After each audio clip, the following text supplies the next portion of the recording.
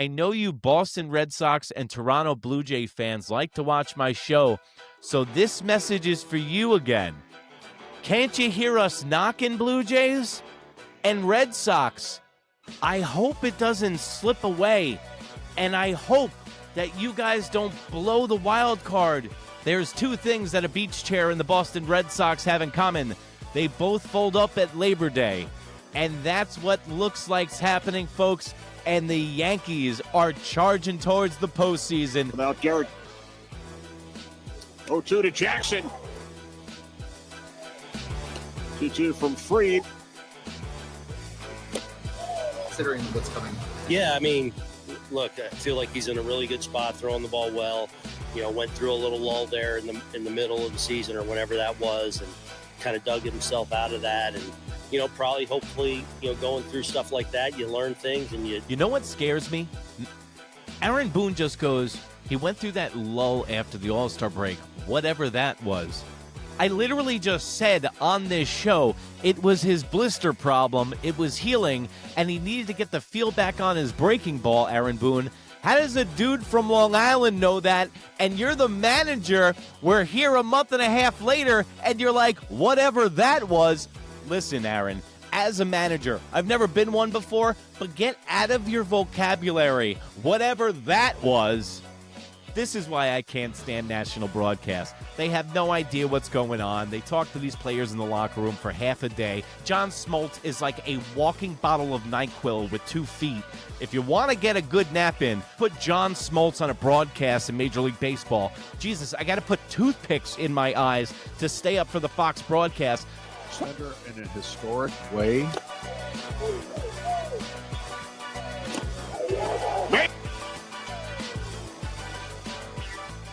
Good evening and welcome to another installment of the New York Minute Sports Show. The Yankees bash Baltimore, and Mad Max goes full Thunderdome with 13 strikeouts. We've got highlights. We got Aaron Boone's post-game press conference. It's New York Minute Sports. It's New York sports for New York nuts. Don't forget to like. Don't forget to subscribe. Let's go! It's New York Minute Sports. It's New York Sports Talk with sports nuts. Well, there you have it, folks. The Yankees showed up tonight. No ifs, ands, or buts about it. The Yankees mashed. Offense continued to score runs in bunches. Max Fried showed up and shut the Baltimore Orioles down. And guess what, folks? The Toronto Blue Jays lost. The Boston Red Sox lost. And the Yankees are only 2.5 games out of first place for the American League East Division. How are you doing? Is everybody alive out there tonight? Because I know I am. And I was breathing a sigh of relief tonight because I told you on last night's broadcast, I was a little iffy about this one. I was a little worried about it. You know how the Yankees get on the Oregon Trail, and they have to go over mountains and ravines and through valleys and jungles to get to Baltimore by the water. But guess what, folks? I guess they had enough tack bread. I guess they had all their shots and vaccines. They made it through the Oregon Trail and made it to Baltimore and looked lively, looked full of energy, and looked ready to execute. And that's exactly what my boy Mad Max Fried did tonight with 13 strikeouts. He entered Thunderdome. 2 teams enter, 1 leave, and that's the New York Yankees tonight. And Max Fried, guys, if we can get this, knock on wood, I'm knocking on wood, don't want to jinx myself. I'm the guy that sits in his driveway to the end of an inning so I don't jinx the Yankees. If Max Fried can give us stuff like this in October, the Yankees are going to be a tough team to beat. Max Fried shows why Brian Cashman thought that he could give that much money to Max Fried this year. That's why Brian Cashman thought he could give that much money, which looks like a deal in hindsight now, for Carlos Rodón. Max Fried, 13 strikeouts tonight. He's in talks with the Cy Young. He's in contention. He'll probably end in second place. He's 11-3 after losses this year, and he has been a godsend. And that's why I say the old adage, good pitching always beats good hitting. especially in October. And that's why I think you saw the Yankees do the Juan Soto pivot this year, and it has paid dividends. I think, and I want to hear you guys in the comments section and sound off. Is this Yankees team better than last year's Yankee team with Garrett Cole? I was thinking about it today. I think it's a photo finish, but this Yankees team with the pitching and the hitting the way it is this year, I feel like they're a shade better than the team that they had last year. And with the pivot, with pitching, look at what the Mets are going through right now. Their struggles, they have completely bottomed out because they started their season with Canning, our former closer Holmes. They have Senga, who can only pitch 5 innings. When you don't have starting pitching, you can't get through the regular season because then you get into the bullpen. Starting pitching, it minimizes in October. All you need is 3 guys. And that's why I think a lot of people call me crazy, and they might be right. But Carlos Rodón should be the number 1 starter in the postseason this year. I'm saying it right now. I know I'm going to get shit for it right now. But the reason I'm saying that, there was a guy, you might remember him. His name was Andy Pettitte, okay? One of the best pitchers the Yankees have ever had, and he was a stopper himself. We always knew if the Yankees lost Game 1, and in fact, during the run with the Yankees through the 90s, the Yankees almost made a living out of losing Game 1. Take a look. But then we always knew that we had Andy Pettitte in our back pocket, the stopper, who has similar numbers to Max Fried, and likewise, because Max Fried is our stopper. He did this with the Braves. He won a chip with the Braves. He's doing that with us right now, and that's why he should be the second starter, because in case of emergency, break glass, and Mad Max comes firing out of that son of a bitch with Tina Turner in one arm and a championship, hopefully, in the other arm. Okay? Did I just reference Tina Turner? Losing it over here. Next year, real quick, when Garrett Cole does come back next year, Max Fried is still the ace of this team. And that's what I like to think, and we're not going to get too ahead of ourselves, but I like to think nice thoughts before I go to bed at night. And what I like to think about is the starting rotation of 26 with Garrett Cole, Max Fried, Carlos Rodón, Luis Heel, Cam Schlittler, and Will Warren, and even Clark Schmidt coming back. I don't know. We'll see. But the Yankees are stacked for the future. But let's talk about the present. Let's talk about right now after this big win. I heard a lot of talk today on the local radio about Aaron Judge and should he be MVP this year. Now, I usually don't get into this MVP race and stuff like that, and I think it's kind of like trivial. But when it includes a Yankee, I got to chime in.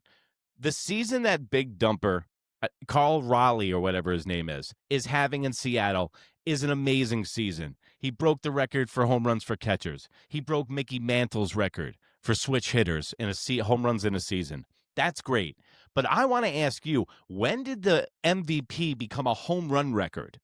Because if you look in every other direction with Aaron Judge owns Big Dumper in every other category other than home runs, and it's not even close. Then you take what is considered the most valuable player. You see how this team plays when Aaron Judge is out of the lineup. They don't have a spine and they're rudderless. He's a good captain that way, where if he's going well, the rest of the team's going to play well. And Aaron Judge dictates the tempo and the momentum with this team. You take Big Dumper off the Mariners, okay? You got Julio Rodriguez right behind him in WAR. Big Dumper's WAR is 6.1, okay? Aaron Judge's is 9.1. You take Aaron Judge off the Yankees, they don't make the postseason. You take Big Dumper off the Mariners, they're still going for a wild card position. So I don't even think it's close. And a lot of people, you know what? There's a lot of MVP voting fatigue where Aaron Judge has won it.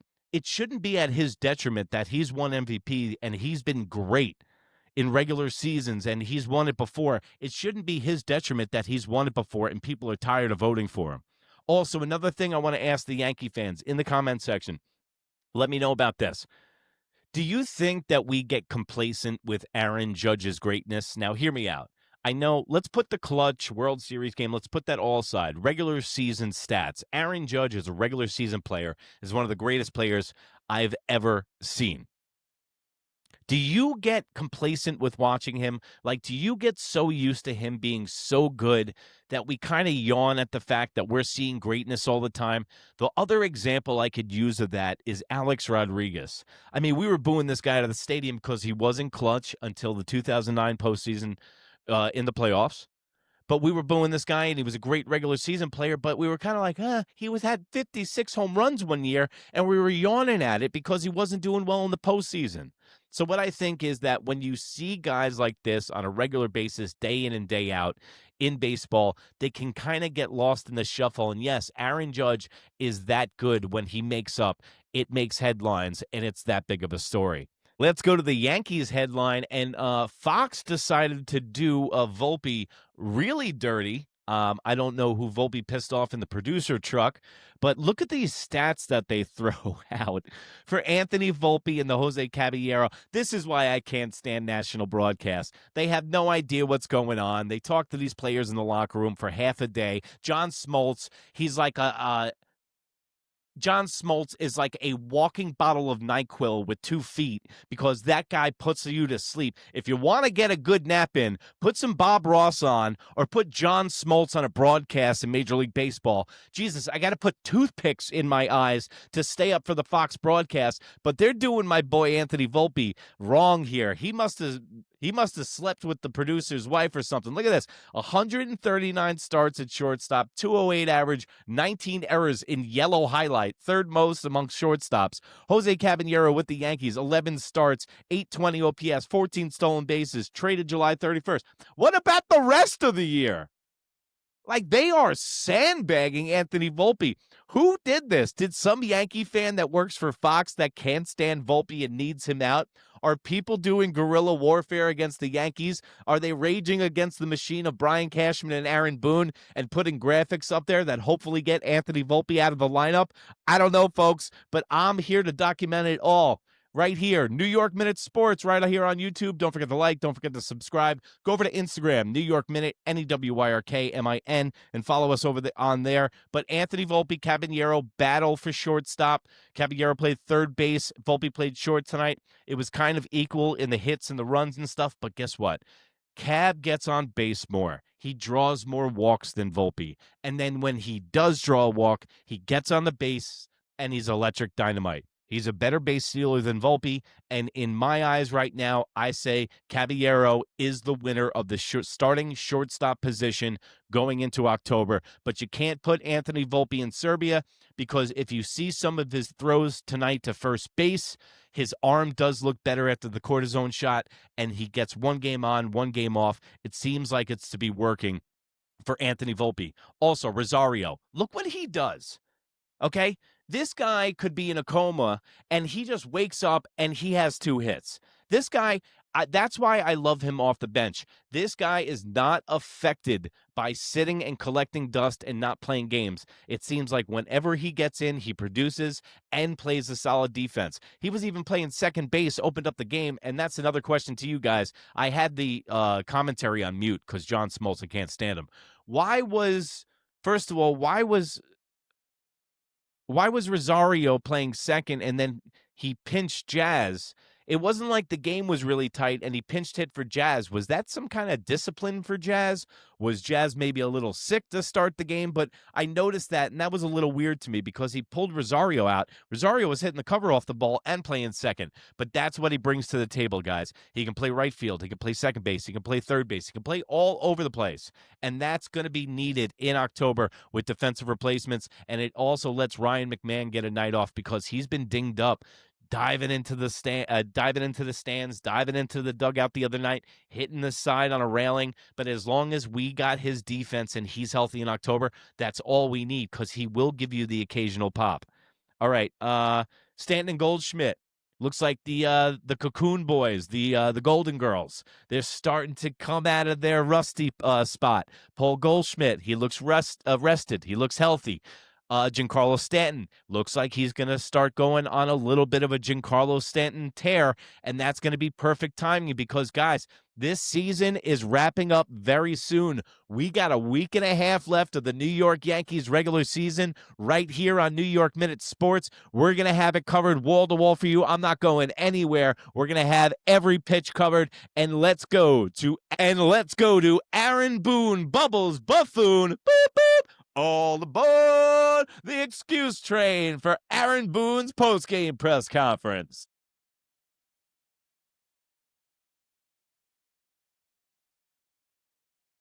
Max so dominant this evening? His stuff was good. I thought best changeup he's had probably all year. It was really good from the side, like the depth on it, swing and miss with it, using it, featured it. But stuff was really good again. Yeah, Max's curveball all over the place. As long as Max is accurate, he is lights out, and he's one of the best pitchers in the Major League Baseball. You noticed after the blister problem, after the All-Star break, it took him a while to get back from that, and he couldn't get his accuracy back. And I think a lot of that dictates with his fingernails and his and the pads of his fingers, because a lot of pitchers use that to put rotation on the ball. And he's especially a guy, you see that 12 o'clock, 6 o'clock curveball, and that's exactly what Max Fried brings to the table. But when he's on, dude, he's almost untouchable. And you see his line tonight, 7 innings pitched, 3 hits, and 13 Ks, 0 walks. And I thought just really in control of the game, took a lead, and obviously just kind of ran with it. What's it like to watch him go to work like that when he's dealing like he is? Fun. I love watching him pitch. He's such a good athlete, and obviously the way he fields his position, controls the running games and things like that. You see his athleticism, but you see the athleticism on the mound too, which is how fluid he is, how he can add and subtract, how he's got upper 90s in the tank always, the different ways he can get you out. And all I heard from everybody in free agency, everyone was poo-pooing Max Fried, saying that he couldn't pitch more than 5 innings. He breaks down during the regular season. There's a certain time and point, especially in left-handers. I've noticed this with Randy Johnson, Ted Lilly. The list goes on and on. Some of these left-handers really don't find themselves until 29 years of age. Randy was a perfect example of that. Max Fried is maturing into that ace, into that top guy in the major leagues. Even when he was with the Braves, he was still young. He was still trying to find himself. Now he's establishing himself. I think that also plays part into why he chose the Yankees. And the Yankees were surprised that he wanted the Yankees in free agency, because I think Max Fried wanted to prove himself and to become one of those elder statesmen in Major League Baseball. And there's no better place to do it in the biggest market and on the biggest stage in baseball. And that's right in Yankee Stadium, and that's playing and putting the pinstripes on. And Max Fried has excelled. Think about how many pitchers that the New York Yankees have brought into this stadium that have not panned out and fallen on their face. Pineda, Pavano, even Randy Johnson later in his career. The list goes on and on of free agent acquisitions that did not work out. And Max Fried is a goddamn, no pun intended, grand slam free agent acquisition. And the Yankees would probably not even be sniffing the playoffs if it wasn't for him this year. Yeah, it's a lot of fun when he's in a rhythm like that too. Economical to 87 pitches through 7 innings, just figuring that was enough with the lead. Any hesitation there? No, it was time. And then, just wanted to get him out of there with the amount he's done, and felt we were in a good spot there. How exciting is it to see him doing? Notice what I was saying. Look at that stat right there. Fried, 31 starts, 18 wins, 188 innings pitched, 182 strikeouts. That's unbelievable. All career highs for him. This was an establishment year. This was a prove-it year for him to himself. And you could tell that this guy's disposition, he came in here all business, and he's produced. And he's like the Iceman, dude. Doing this time of the year, especially considering what's coming. Yeah, I mean, look, I feel like he's in a really good spot, throwing the ball well. Went through a little lull there in the middle of the season or whenever that was, and kind of dug himself out of that. And, probably, hopefully, going through stuff like that, you learn things and you. You know what scares me? Aaron Boone just goes, he went through that lull after the All-Star break, whatever that was. I literally just said on this show it was his blister problem, it was healing, and he needed to get the feel back on his breaking ball, Aaron Boone. How does a dude from Long Island know that? And you're the manager. We're here a month and a half later, and you're like, whatever that was. Listen, Aaron, as a manager, I've never been one before, but get out of your vocabulary, whatever that was. No, just really good feel for my changeup, and was able to I had a lot better command. You mentioned that changeup. What specifically about that pitch was a little different for you tonight? Trusting that the movement was going to be consistent, and having just more arm speed with it. Late in the season with hopefully a lot more ahead, just how are you feeling and where's your confidence at right now based on the way you've been throwing lately? Feeling good. Feeling really good physically. You know what? This is all timing in baseball, especially when it comes to the postseason, guys. You don't want to peak in April. You don't want to peak in May, and the Yankees have been great at being the kings of April and May, and then usually the Boone swoon, and then they usually right the ship towards the end of the season, and that kind of just proves that the talent level on the New York Yankees. I know these guys can frustrate us. They can make us want to rip our hair out. And the way that they play, terrible defense sometimes, all of that. But when you look at it at the end of the day, guys, if the Yankees don't shoot themselves in the foot, they're the best team in the American League. And a lot of people say, well, last night you said they stink. Guys, I get on here and I talk shit because I'm a Yankee fan just like you. It's going to be up, it's going to be down, and it's going to be all around because guess what? That's what baseball is. That's why I love baseball so much, because it's a marathon. You could think that it was over. Think about right now, you're a Cleveland Indians fan right now in Cleveland. You had the 2 gambling scandals. You had the sell at the deadline. Now, don't look now. They're 3.5 games out of their own division, and they're making news and noise in the wild card. The Boston Red Sox, with their loss tonight, are the 3rd place wild card team. The Indians are 1.5 game back from the Boston Red Sox. Think about this. And I know you Boston Red Sox and Toronto Blue Jay fans like to watch my show, so this message is for you again. Can't you hear us knocking, Blue Jays? And Red Sox, I hope it doesn't slip away, and I hope that you guys don't blow the wild card, because there used to be an old joke. There's 2 things that a beach chair and the Boston Red Sox have in common. They both fold up at Labor Day. And that's what looks like's happening, folks. And the Yankees are charging towards the postseason, and we'll have it covered right here for you, New York Minute Sports. It's New York Sports for New York Nuts. Don't forget to like and don't forget to subscribe. And remember, if you can't be good, be bad, baby. Bye.